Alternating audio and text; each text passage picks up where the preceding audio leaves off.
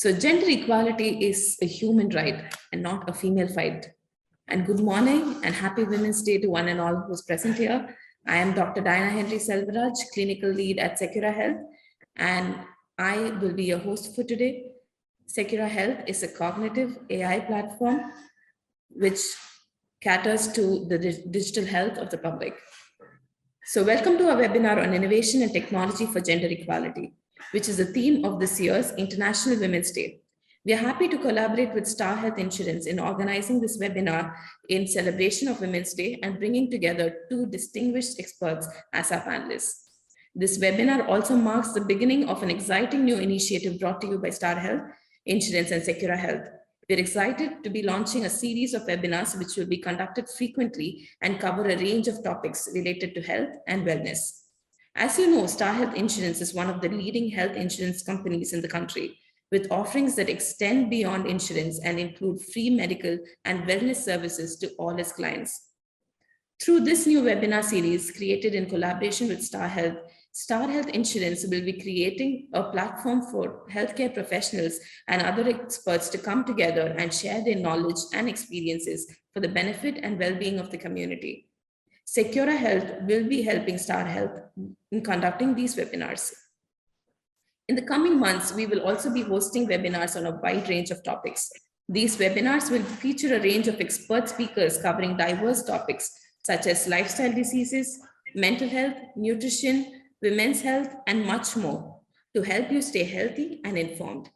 Now, coming to today's webinar, we are thrilled to have Dr. Renita Rajan and Ms. Shilpa Karkeraa with us today, who will be sharing their insights and experiences on how technology and innovation can be leveraged to advance gender equality.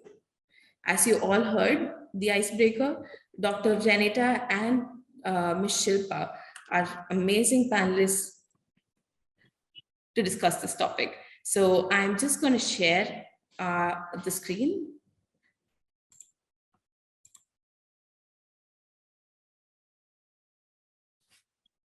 Okay. The world has made significant progress in promoting gender equality in recent decades, but there is still a long way to go. Gender inequality remains pervasive in various aspects of our society, including education, employment, health, and political representation. In this age of technology, we have the potential to use innovation to overcome these challenges and create a more inclusive and equitable society. It can break down barriers and open new opportunities for women and girls, whether it's by providing access to education and health services, creating new job opportunities, or facilitating women's participation in political and economic decision-making. We hope that you will find this webinar informative and engaging, and that it will inspire you to act towards building a more inclusive and equitable society. So moving on to our first panelist, Dr. Renita Rajan.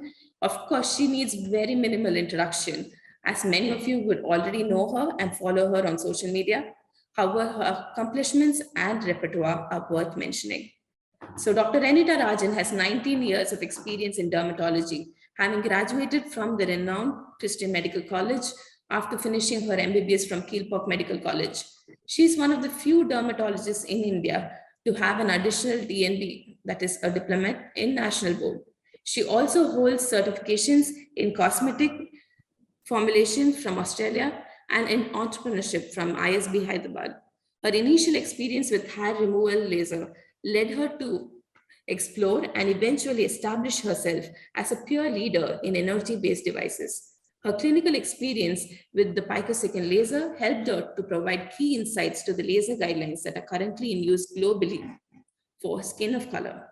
She specializes in the use of laser for conditions like lichen planus, pigment contact dermatitis, topical steroid damaged face, and pigmentary remarcation lines, some of which are unique conditions seen in the Indian skin types. Practicing in the south of India, her laser practice is an example of the fine balance between higher skin types in the higher ranges of UV index. She is also a renowned speaker and is invited at multiple conferences nationally and internationally. She is currently the chief consultant at Render Skin and Hair Cosmetics and laser dermatology practice in Chennai. She's also the curator of Chosen by Dermatology and also the creative partner at the Lip Balm Company.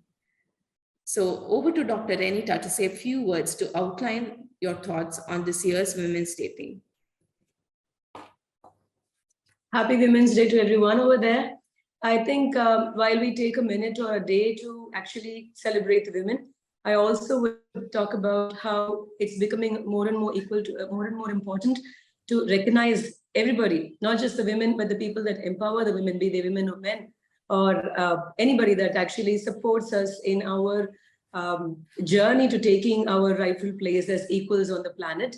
Looking forward to a very, very interactive and enjoyable webinar coming up with Ms. Shilpa. Back to you, Dr. Diana. Thank you, Dr. Renita. We're looking forward to the webinar as well. So moving on to our second panelist for the day, Ms. Shilpa Karkeraa. So Ms. Shilpa is well known in LinkedIn circles and is the founder and CEO of Myraa Technologies, headquartered in Singapore.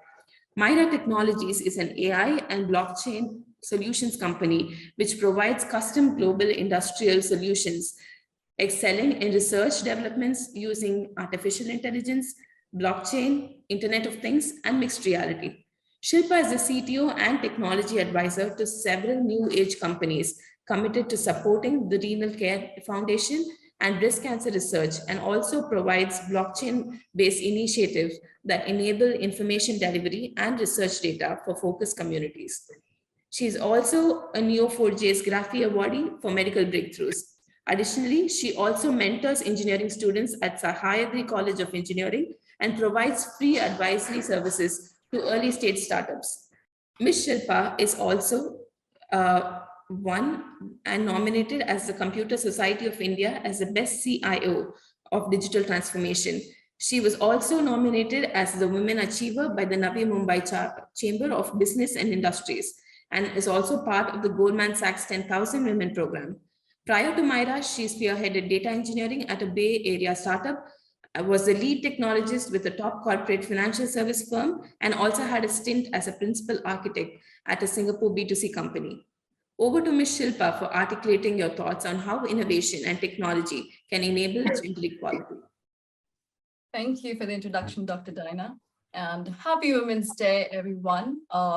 I think this is a sign of evolving continuously and such initiatives to reinforce that what we can do to really become a gender balanced, evolved society together.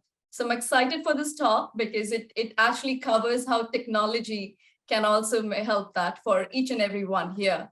And I think, as wonderfully put by Dr. Renita, that it's by all members of the society, men, women, and every human on the earth to make it equitable. So I think look forward to this talk and stay tuned to know different aspects of how technology can actually make that happen. So wish you all a very fulfilling day. Thank you, Shilpa. So moving on to a fun bit, we have a little quiz for all our attendees. So whoever knows the answer to these questions, please type out the answer in the chat box below. So the first question for today is, who was the first woman chief minister of India? So we have a minute for everyone to answer this question. So I can see a couple of answers. Yeah, so I see two right answers. Do we have a full name? It's nice to not just see one half of a woman's name, right? So it's always nice to see her full name in full glory. So two of you have answered as Kripalini. So moving on to the answer. Okay, we've got the right answer here. Suchita Kripalini. Great. So, okay. So Suchita Kripalini was India's first female chief minister, serving as the head of Uttar Pradesh government from 1963 to 1967. Moving on to our next question for the day. Who was the first woman Indian Air Force pilot to fly in a combat zone? Again, you can type in your answers in the chat box. You have a minute. So there's Nikin Hamilton in the audience who seems to know all answers. So it looks like you are a warrior for gender equality. Okay, we've got 2 right answers. Okay, so moving on to the answer. It is Gunjan Saxena, and Flight Lieutenant Gunjan Saxena is the first woman Indian Air Force officer to enter a war zone. She made history when she flew a cheetah helicopter in the Kargil War and rescued several soldiers. And there is, of course, a very famous biopic in Bollywood. I'm sure many of you would have seen it. This is our last and final question for the day.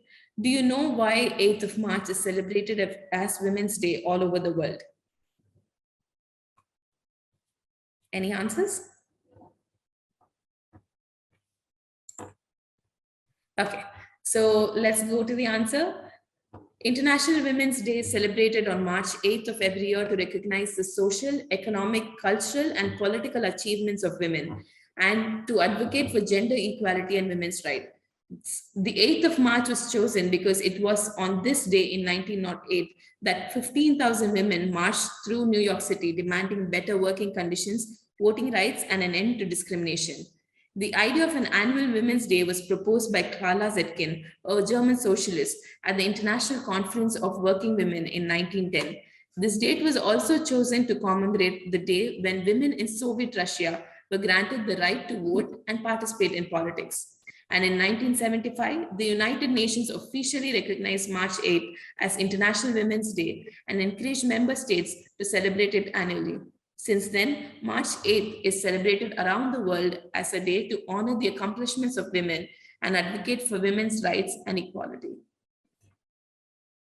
So moving on, we now move on to the panel discussion. We will go on to questions to both Ms. Shilpa and Dr. Renita. So it's up to both of you to take these questions and give us really insightful answers. So let's go on to our first question. It's 2023, and why do you think we're still talking about gender equality? I think I can start with the number. Yes, Ms. Shilpa. 8.8% of the Fortune 500 CEOs are women. Global population is roughly around, like, should be like at the equal ratio, right? I mean, for a successful society. And 8.8 is extremely low on the top. So when on the top, if decisions of businesses, market dynamics, industrial decisions are actually biased by one gender, then imagine how, you know, the entire industry shapes the working habits, the day-to-day to every person, you know, living and working in a company. So that number actually is trickling down to making an effect in every person's life as well. And that is a report from 2022. And in 2023, since we are so clear in terms of transparency on the data, we are data-driven, right? And because we are data-driven today, we can see and point out a little more clearly and then voice it out and make change. So I think being data-driven helps us being more action-oriented, and that is why, you know, initiatives like these and more that we can do here in 2023, and that's why we're talking today with more tangible actions. So for I would take off on where Shilpa stopped with saying that why not in 2023? It took us a good maybe about 200, 300 years plus to get our independence in place in India. And that's just one country, one nation, and one continent. And when you're talking about a whole paradigm shift that's going to affect at least 50% of the population across the world, I think we have a lot to talk about. Now, if you're talking about equality as an end point in 2023, that's probably going to be a very superficial approach, because we've got to start with the children. We've got to start with the kids of today. If you're going to think about that, then we have another 30 to 40-year plan ahead before real equality kicks in. So it's not going to happen. We've been talking about equality for maybe last 30 years.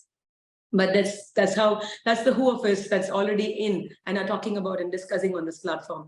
It needs another 30, 35 years, maybe even a century, because there are many nations, many areas that people don't even have the voice to educate their children about the future. So unless the kids are caught in time, then the gender equality, suddenly jumping to gender equality just when we get into work, won't make a very big difference. It has to start at kindergarten level. It has to start where you're choosing pink and blue toys, cars versus dolls. It has to start there. It has to start where your financial literacy is being taught, where you say, go out and get this thing to the boy. And then you say, maybe when your sister's going, just go along with him, son. It has to start there. So I guess we are in this for quite some time. 2023 may be one of the early phases, is what my thoughts are. Thank you. Ms. Shilpa, it's wonderful to hear a woman technology, leader talking all technological terms. It's so refreshing to hear that. And Dr. Renita, I totally agree with you. I think gender equality starts at home, especially for new age kids to see their fathers being very involved in their care. I think that's where it all starts. So moving on to our next question.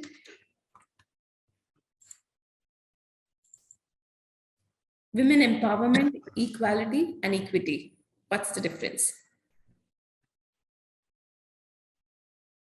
Yeah, it's so much easier to talk about equality in terms of maybe a number or a ratio. But then when it comes to equity, I guess a lot starts at where you're talking about a secure future, having something that you specifically rely upon as you grow older. So we talk a lot about equality, but equity is something, I think it's a great idea to start thinking, moving away from equality to equity, because we can discuss giving opportunities. Equality, when you talk about it, people usually say, okay, I allowed somebody to do something. But when it comes to equity, it's like you take your share of what you require for the future. So I see more and more women getting into financial literacy, as I was just discussing, and talking about how secure you are or how secure you can get, or providing channels for women to get more comfortable in finance and in terms of what equity you build up over a period of time. Be it anything in terms of a physical asset or a notional asset or an e-asset, any of that.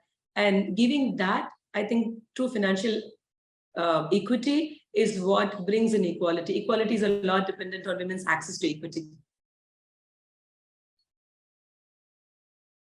That's true. And also it shows the state of evolution of the society based on what stage they are at for each of these, terms. So empowerment is the action of being empowered as a community to grow, make sure, everybody is getting opportunities actively.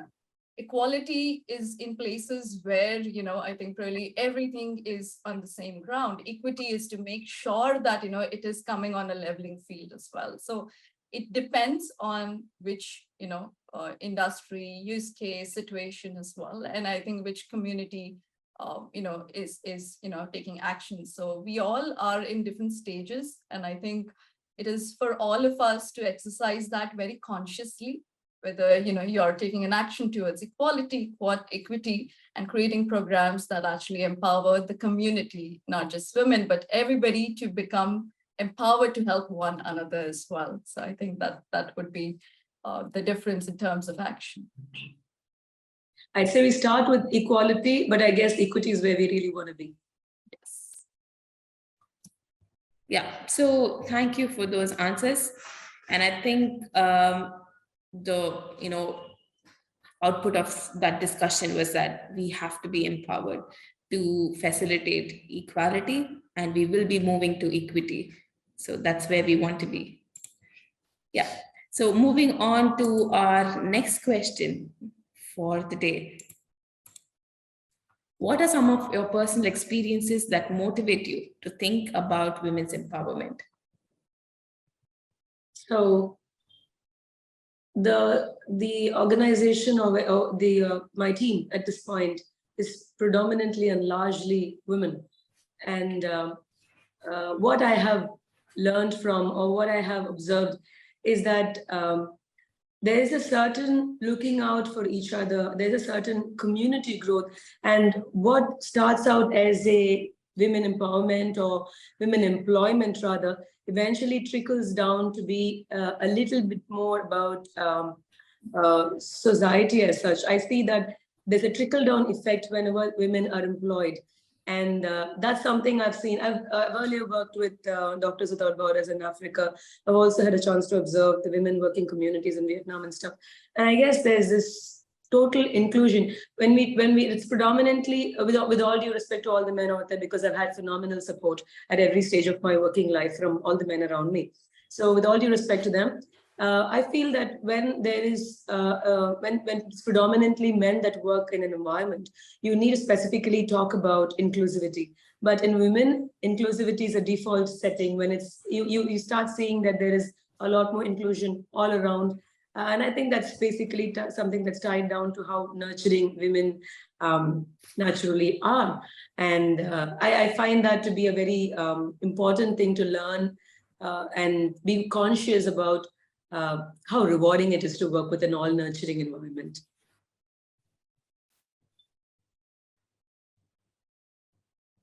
Shilpa? I think when personal is written here, personal experiences. So I'll share that I come from a family of fierce women who fought every generation very strongly. So in fact, my company name, Myraa Technology, is actually based on my great-grandmother, whose name is Myraa. And I remember her strength every day when I fight my entrepreneurial challenges, making sure we're breaking barriers in every industry. So that's very close and personal to me. Secondly, I remember my mother's selflessness, the way she's, been selfless as a family person, making sure that she's hosted people, she's made sure that she's handled her own health issues, but I think for 11 years, and she's still been selfless till the last day. And based on that, I created Usha Renal Care Foundation. So to remember and to give that tribute to strong women making that action towards society.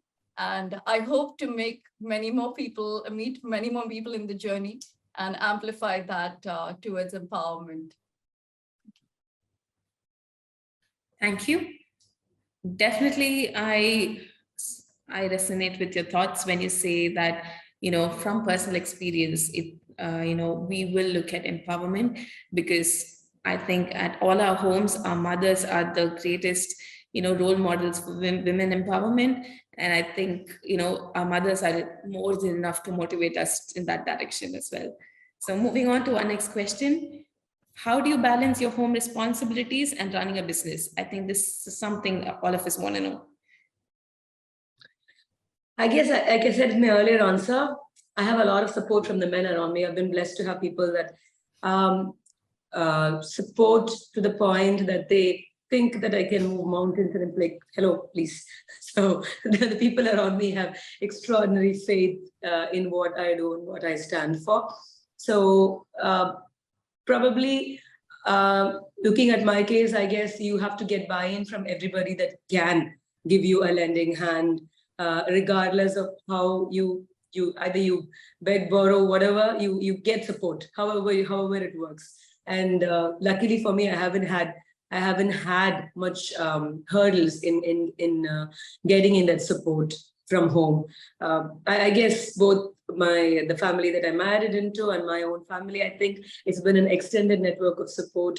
And my little one also supports me in whatever I do. So like if I'm studying or something, she comes in and says, okay, you have exams, I have exams too. So we're all in this together kind of a feeling. So at home, so far, I don't have any specific lessons. I just got very, I wouldn't say lucky, I guess. I just have a very well-balanced home front taking care of me, which is a very mutual thing. So if at all, if you feel that you are left out of support, sometimes I feel that it's because we feel we are allowed to work, we have to ask for help, or if we feel we are, sometimes we thank for the most smallest of things, which happens by default in many equal communities and societies. But I guess it's okay to ask and factor in all the support that you can garner from every corner of your support system. I think one more I agree thing with that. Men sometimes just need a little push. If you ask them, they would. Yes. So yes, Miss Shilpa, over to you. Yeah, I think what I liked about what Dr. Renita said is, be vocal about it. It's okay. Like, if we're not going to be able to do it, or, are not available. I think being vocal helps, tell everyone, okay, I know I have things. And I think people automatically, the community, not just the family, everything falls into place if you focus and prioritize. But that sounds idealistic when we say it, but I think the first step is to create good, healthy boundaries with your work life, with personal life, creating clear boundaries so that the communication is clear to the people that you're working with, as well as the people at home as well.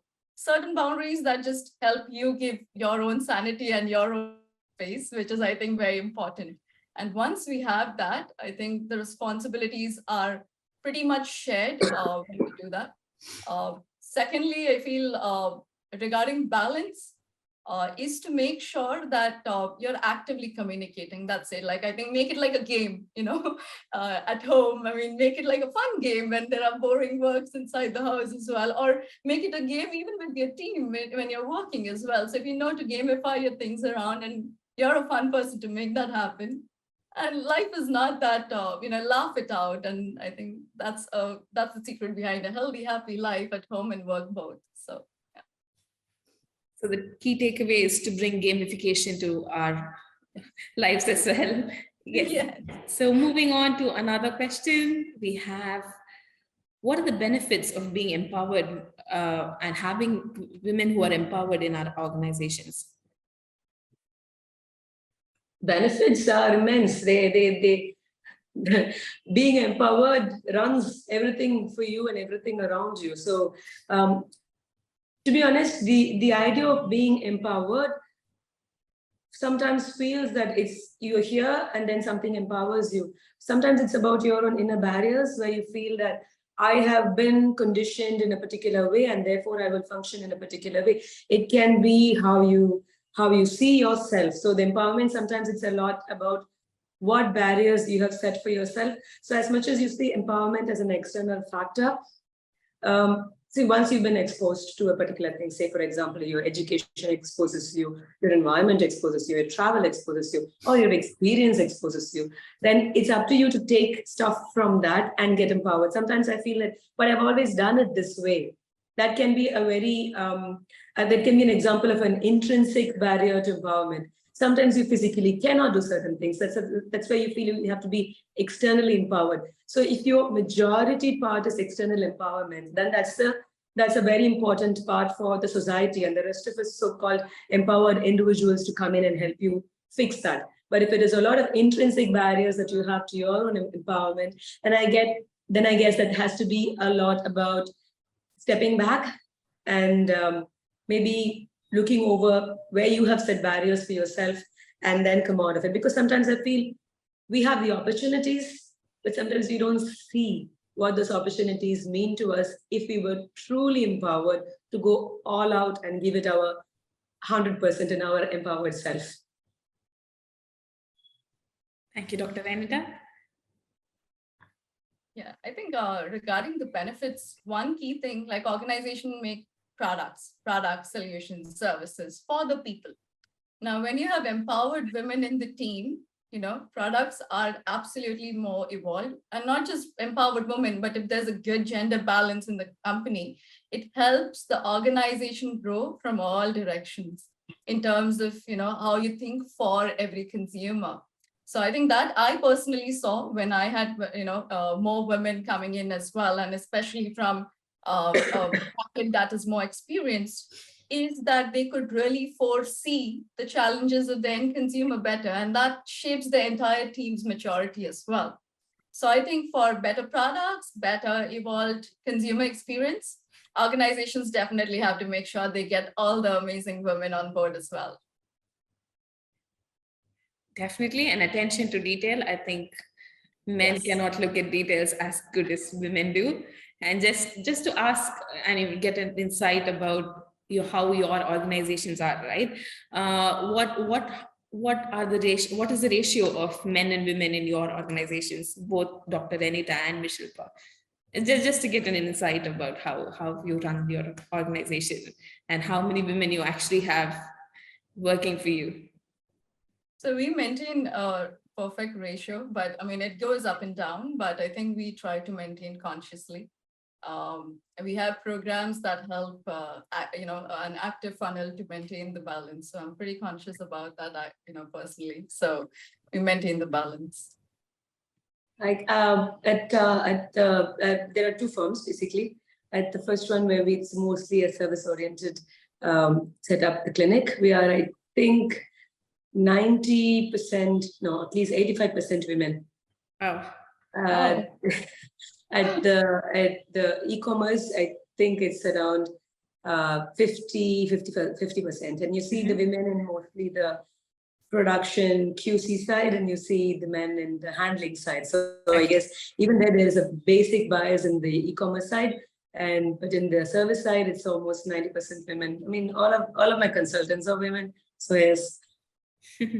that's so nice to hear. And personally, from Secura Health and Star Health, I know of women occupying most of the top seats. So that probably speaks a lot for the success of an organization as well.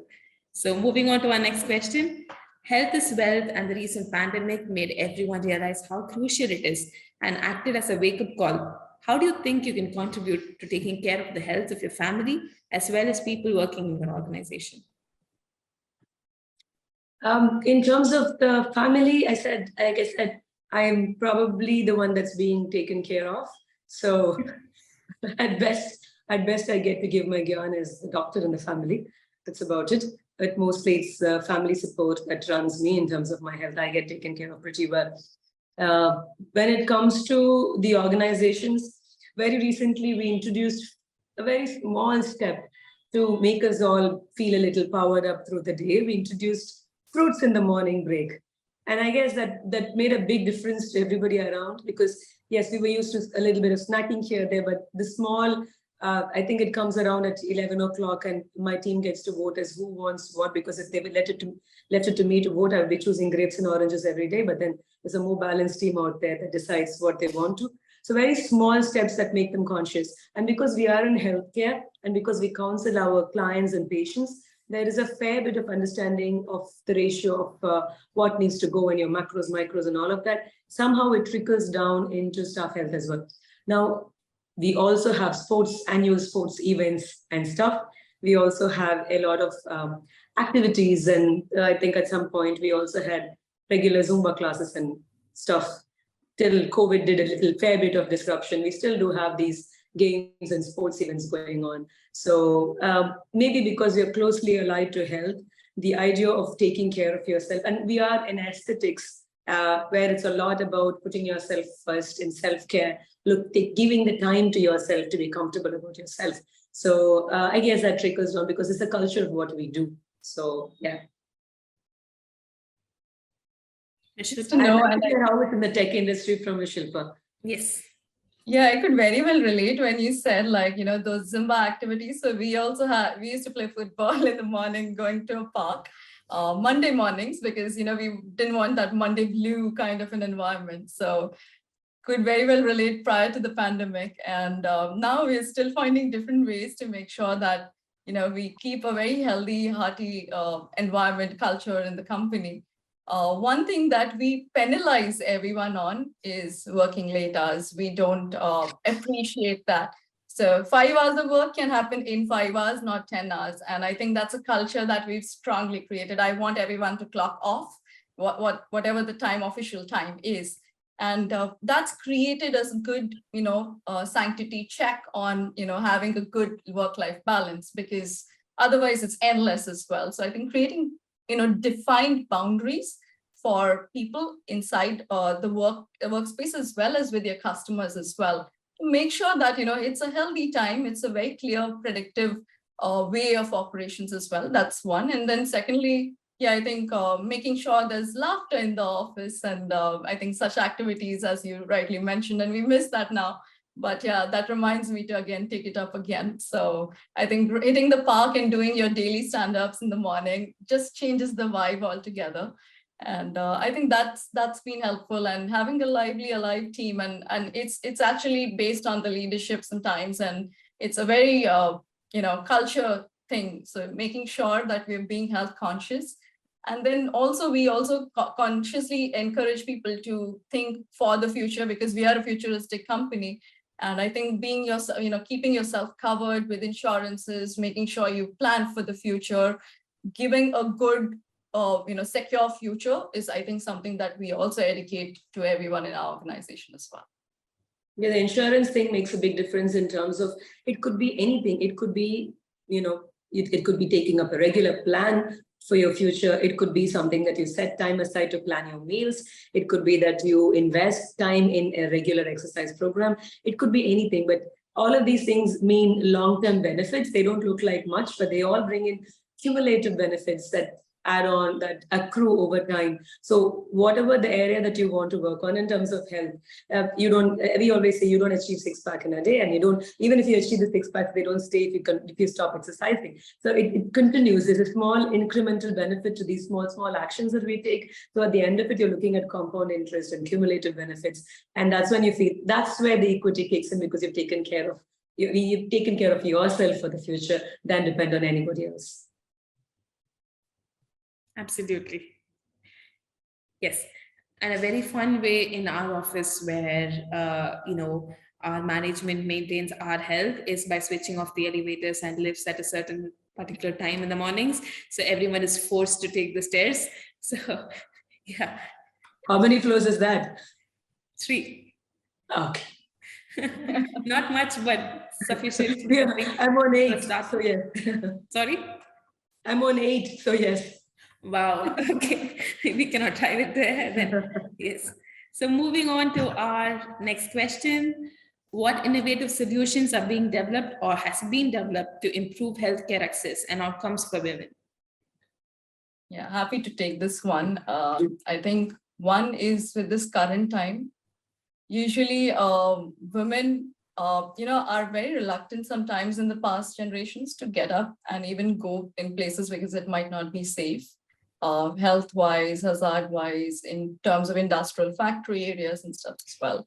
Now with innovative solutions, there's better monitoring of hazardous conditions to make sure that women are safer as well. And secondly, one simple thing that we all can relate. Previously, all our documents of medical used to be scattered, and it's for us to collect and make sure you take it to the doctor.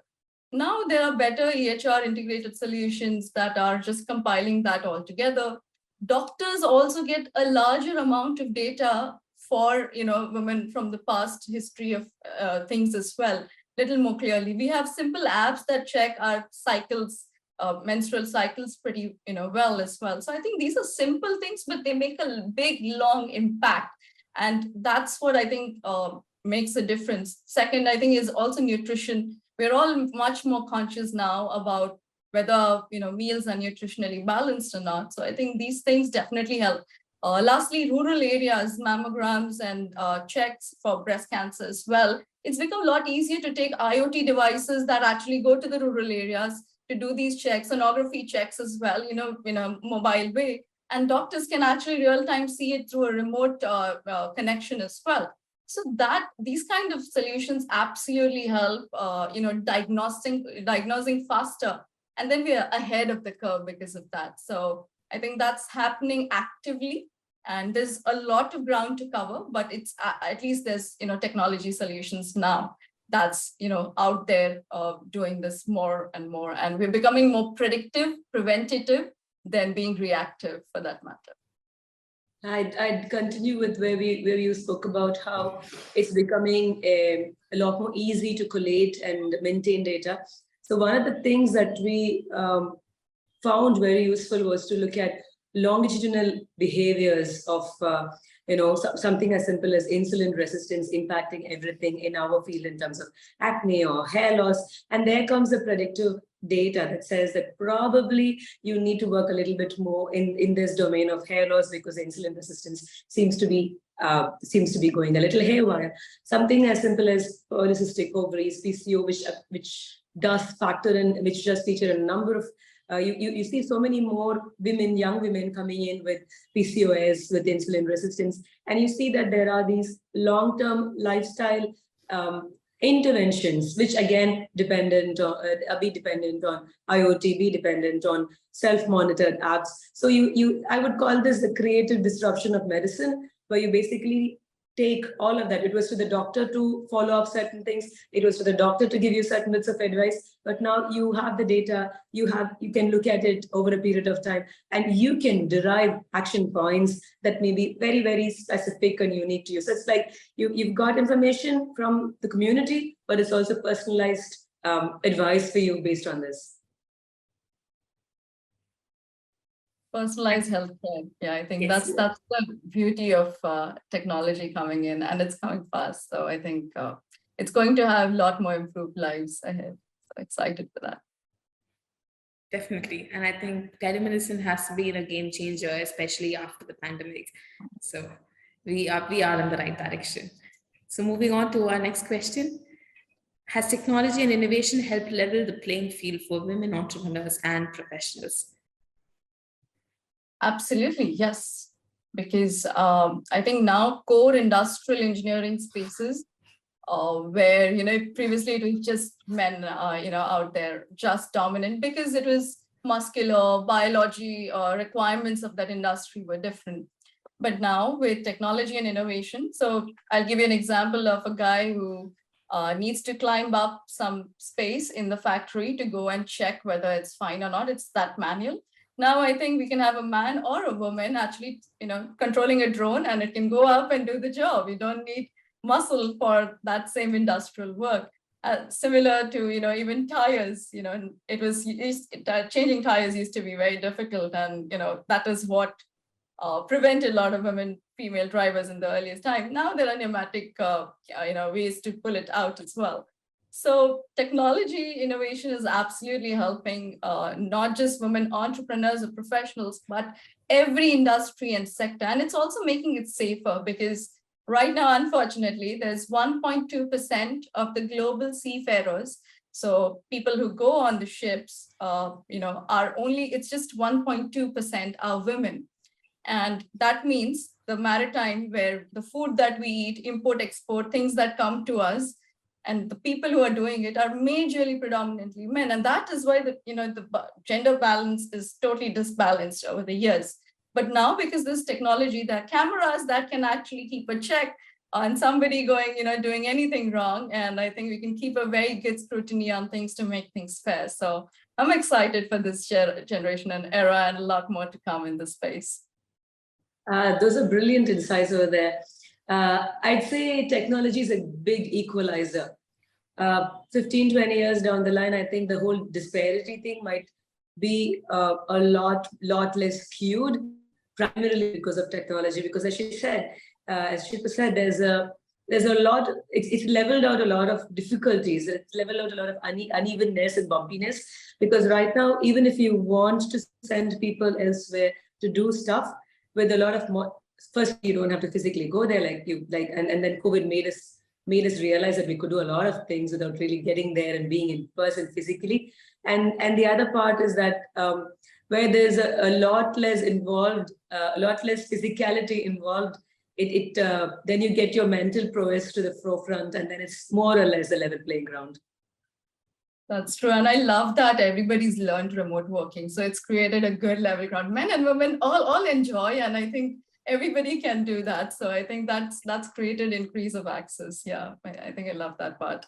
That's a good learning out of a very tough pandemic. But yeah, that's a good thing that came out. We kind of said that technology equalizes what testosterone doesn't. Absolutely. Yes. And I think a hybrid working atmosphere with both, remote working as well as at office working actually boosts mental health as well. So I totally agree with whatever you had to say. So I think we have come to the end of our discussion.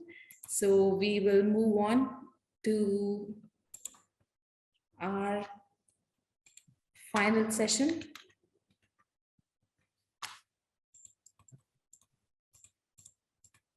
Yeah.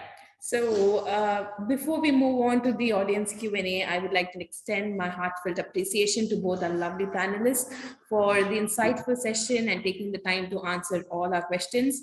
We would now have an audience Q&A session where the audience can ask any question to both our panelists, and they would be more than happy to answer your questions. I would encourage you to take this time to shout out and ask your questions. What you can do is either you can raise your hand and we'll unmute you, or you can post your question in the chat box and we will take that up.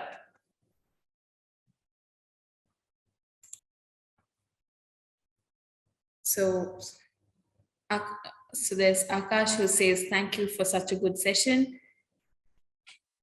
And he is asking us to wait for a second so that he can type his question. Yes, please.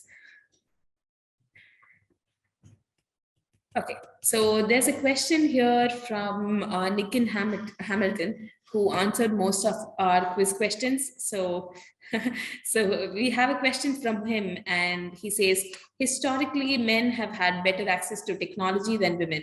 There's a big digital divide between sexes. Maybe now with tech and innovation in almost all fields, there might be a progress in gender divide up to a level, but won't the digital divide increase over time? Like, isn't it a vicious circle? I guess the answer, the question partly holds the answer as well. So compared to every other kind of divide, I guess the digital divide is probably a little easier to navigate because it lacks the inherent physicality of what has been dividing men and women in terms of access. I mean, like what we discussed in the last question, going someplace, being somewhere. Rather, most of us have access to tech right here in our hands, in our phones. So I guess the digital divide, or rather the digital undivide, maybe what we see as compared to more disparity in the future. And to add to that, I think evolution is a continuous process. So problems will keep coming and we'll all have to keep solving. What remains a constant is, I think, our focus or our motivation to be a part of the change. So I think problems, polarizations and stuff will come, and it's about being aware and having the courage to go and I think change that together. And we all will do that together. So cheers to that. Yes. So we will be playing an instrumental part in breaking that vicious cycle. So moving on to our next question from Vandana. We have Vandana who asks, how can we maintain a good work-life balance? Being strict with boundaries, and not just us, but even our better halves as well. So sometimes, and I was really thinking before this talk as well of how to put it in a nice way, but availability, being available wrongly or too much, like men are sometimes having that luxury that, okay, last minute meeting at 10 p.m. at night, okay, I'll come on board. But you are actually adding to the gender divide at that time, because somebody at home is probably taking care and having, putting out and being there as well. So I think creating those strict professional boundaries that help everyone to get that access, and being that clear and corporate about things, I think that helps everyone. And if you're communicating that beforehand to your customers, to your partners, team members, let's do that. And if it's a meeting pre-scheduled for 10 p.m., that's fine. Then you're communicating to your family as well that you wouldn't be available. But let's not do those last minutes of time. I think that's not a healthy habit. So creating professional, clear boundaries and being strong and brave about it.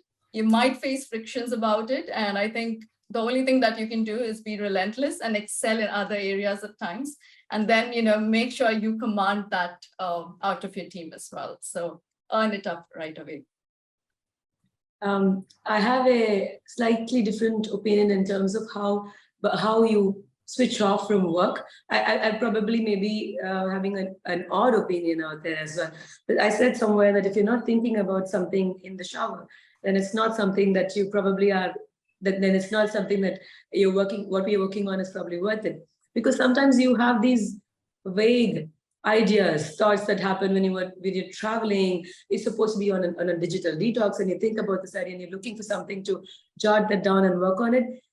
Sometimes when your idea is very big and it's always in your mind to think about it, and entrepreneurs at times, we need that kind of a continuous focus on what we're doing. So I always have this um, a little different approach to boundaries when I say it's, maybe you don't need to look at it as a daily boundary.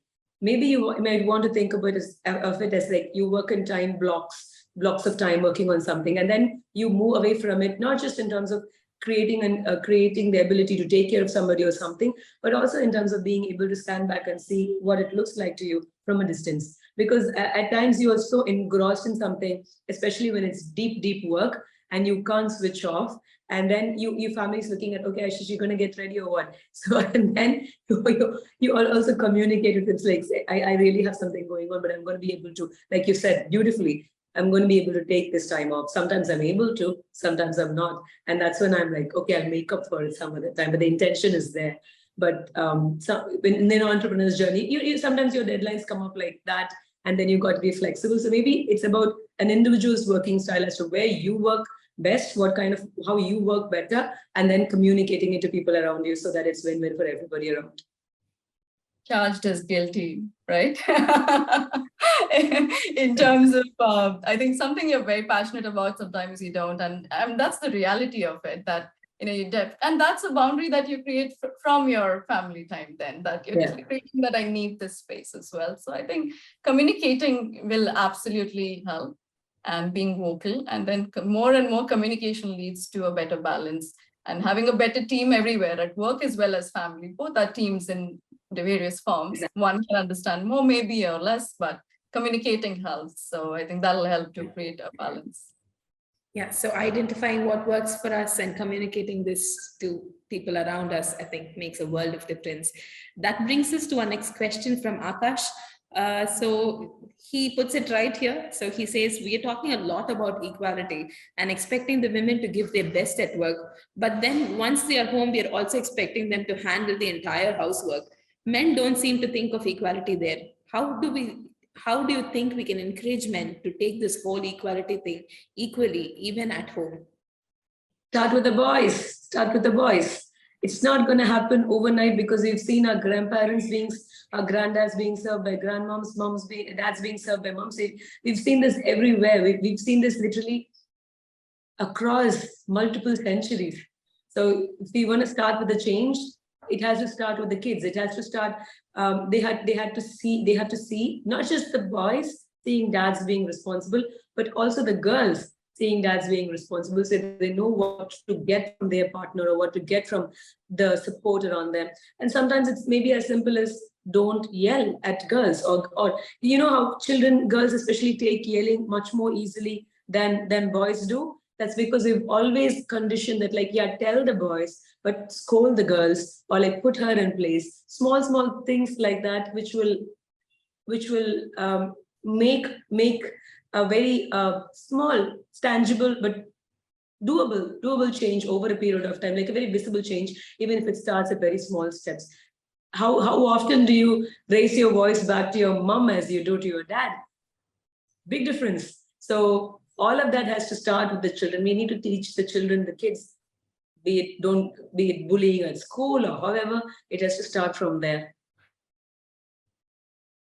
True. I think that's the foundation. And now I think people are, as you rightly said, are seeing that, like, both parents are actively doing, proper roles inside the house as well. And I think, Akash, when you mentioned, like, what can we do to, encourage the men of the current generation who are also having working partners along, is, I think, just be like independent, learn to be independent first, whether you're married or not. I think learn to do everything for yourself. So if you've stayed out on your own independently, then you would know about every single thing that happens in the house. So I think that's a simple thing, that be responsible for your own work. And if you're able to do everything from every work inside the house, outside the house, for the responsibilities of the house as an individual, then you can do that as a team as well. And not just equality, it's about equity as well. So there are times that are biologically different for women as well. And really the man has to do a lot more. So I think that is a hands-on learning. And I think one thing for the women as well, if the man doesn't know to do it, just leave him to do it, learn it on his own as well. People are hungry, they cook. So I think it's okay to everyone to learn on the journey. And it is a hard time for everyone to learn something that's new. They've not seen it in their parents' generation. So having that empathy is also okay. And I think sometimes they are burnt in us, but it's okay. I think let's have fun with that as well. And it's a learning journey. Surprisingly, men are sometimes better cooks than women.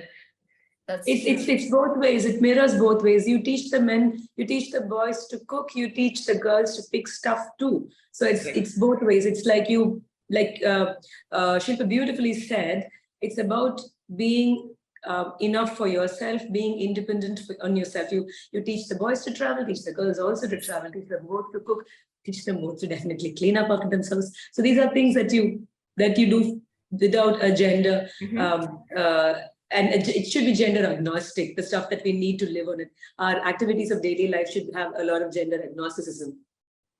Exactly. And then it becomes muscle memory. Then you don't really think about it. Like, I think it's then that simple. But yeah, till it becomes a muscle memory, let the person do that again and again and again, and then it will be fine. Yeah, I think, yeah. Totally agree with that. Yeah, so we'll move on to our next question, which is from Neetu, who asks, what would you like to emphasize for women in leadership?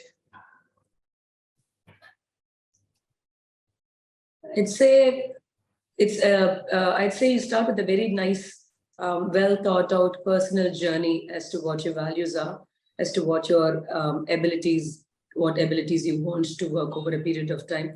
And my belief has been that the biggest impedance to doing something comes from within, from our conditioning and stuff. So I'd say the first thing is to start increasing the exposure.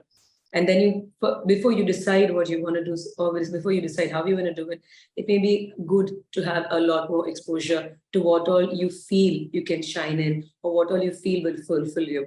So probably more skills, more exposure, and a lot deeper knowledge of who you are and what you want to stand for. Yes, I think I totally agree with Dr. Renita that, your skill can take you long places. So I think going deep into your craft actually can, make you as the one who's sought after. So I think specializing in that, and then being vocal about it again and again to many people, propagating it. And lastly, I think networking. A lot of people, especially I've seen there are like alcohol-based parties or bro drinks that happen. Start criticizing them upfront. Let them be ashamed of not including or being inclusive in the parties as well, if it comes to networking. And we do lose out in networking many a times because we don't have time to bro and chill and then waste our time on, abusive stuff to our biological bodies, because we are, carers and nurturers internally, biologically as well. So be vocal about it and speak it out, point it out that this is not something that you appreciate. And then people will then think that they're doing something, and then they can be a little more inclusive as well. So women leaders, don't be afraid to, I think, be vocal and speak it out and have a skill that I think outshines you, and, people will come to you when you have deep knowledge, deep skills as well. Yeah, and then don't criticize yourself a lot. Don't judge yourself a lot. I guess that part of it has to be left behind at some point.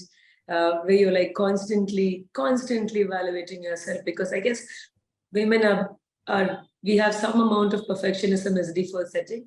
So I guess it's okay. We'll get to do stuff better with time. Yes. Guilty on that till today. I think over criticizing internally in your own brain while you're even speaking is, I think, an activity that happens internally. So and shut down the imposter in you, the imposter syndrome that's so ingrained. Yeah. Yeah, true. So I think the key takeaway is to equip ourselves with better knowledge and better skills first, and then deal with the other things. Yeah, so we'll move on. I think we're running short of time. We'll just take the last couple of questions before we wrap up the session.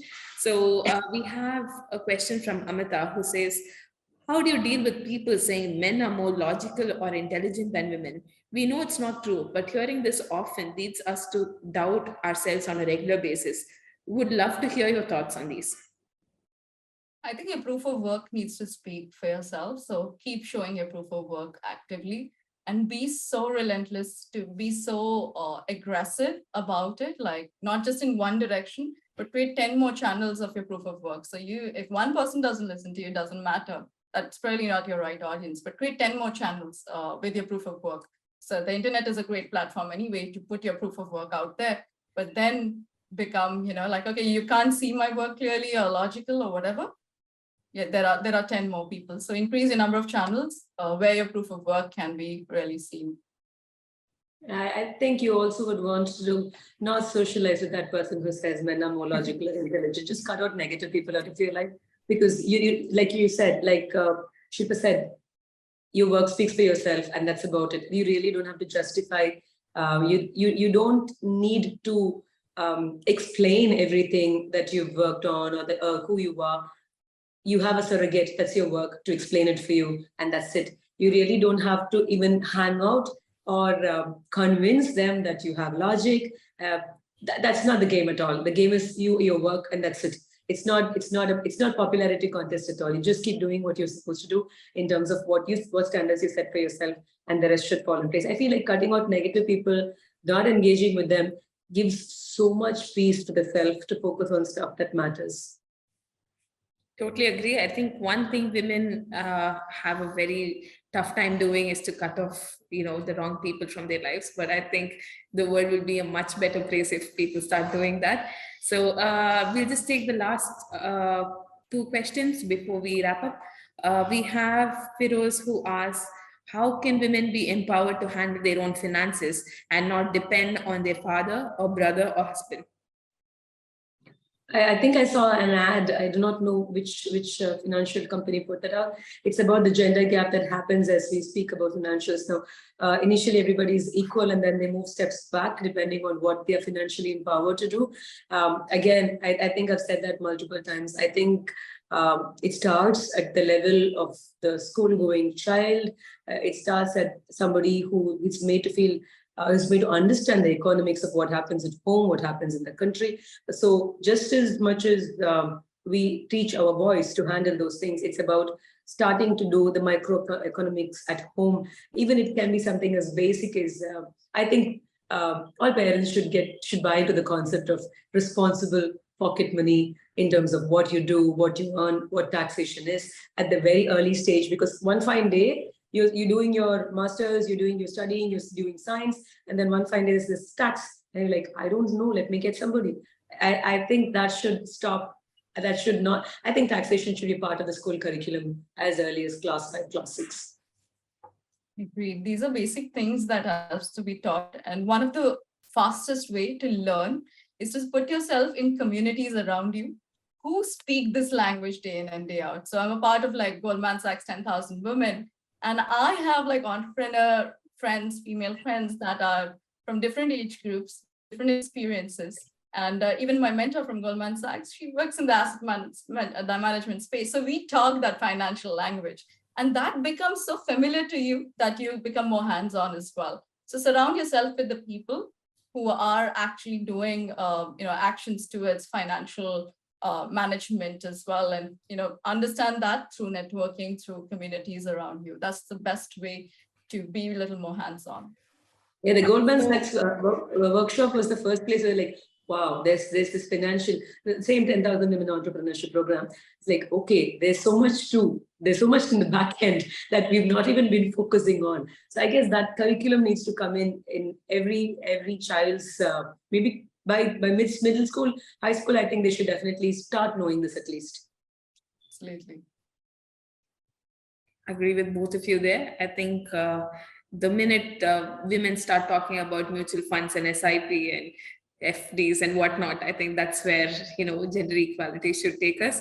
And moving to our final question from the audience, I'm going to club two questions, one from Gomati and the other from Gokul.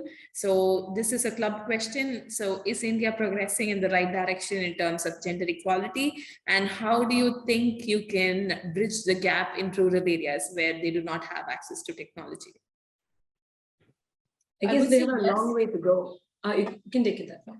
Yeah, go ahead, Dr. Renita, and then I'll put the other view. Yeah, I guess we have a long way to go because even in rural areas, even in terms of access to healthcare, the health-seeking behavior of people for even basic conditions like diabetes and hypertension, and the number of conditions that stay, cancer remains undiagnosed in rural women for much, much longer as compared to men. So there are big divides in terms of even healthcare access, health-seeking behavior. So, but I guess that's where tech is really going to make a huge difference in terms of making it non-threatening to women to come out and ask for help. I think that's where tech is going to be a game changer.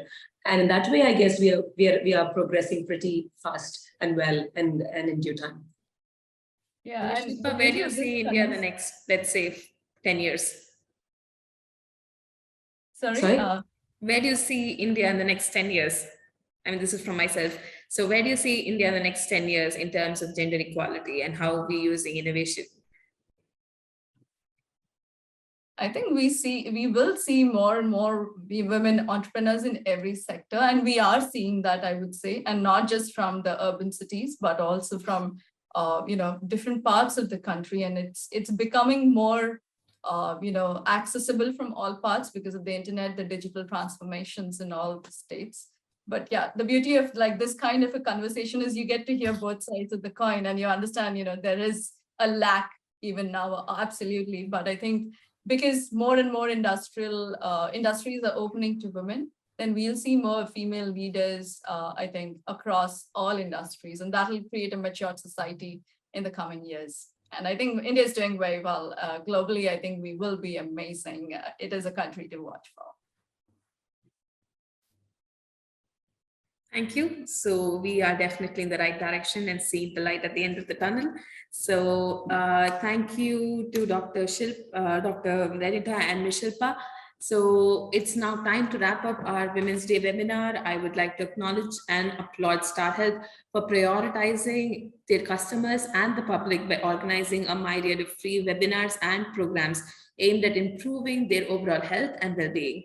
This webinar is just one example of the many initiatives it has taken in the recent past. I would also like to thank our panelists once again, Dr. Renita and Ms. Shilpa. You both were a delight to our minds, and I'm sure you have kindled the spark within every single attendee who has joined today to go out there and represent gender equality. Finally, I would like to thank Secura Health, a company I fondly call my second home, for its unwavering passion in the digital health space. Our collaboration with Star Health has indeed been a game changer, and our association will enable the betterment of millions of lives digitally. To encapsulate everything spoken and discussed today, digital tools are a boon to equality and can be used by each one of us to make this world a safer place for women, where she is not discriminated and is given equal opportunities as her male counterparts. Remember that gender equality must become a lived reality.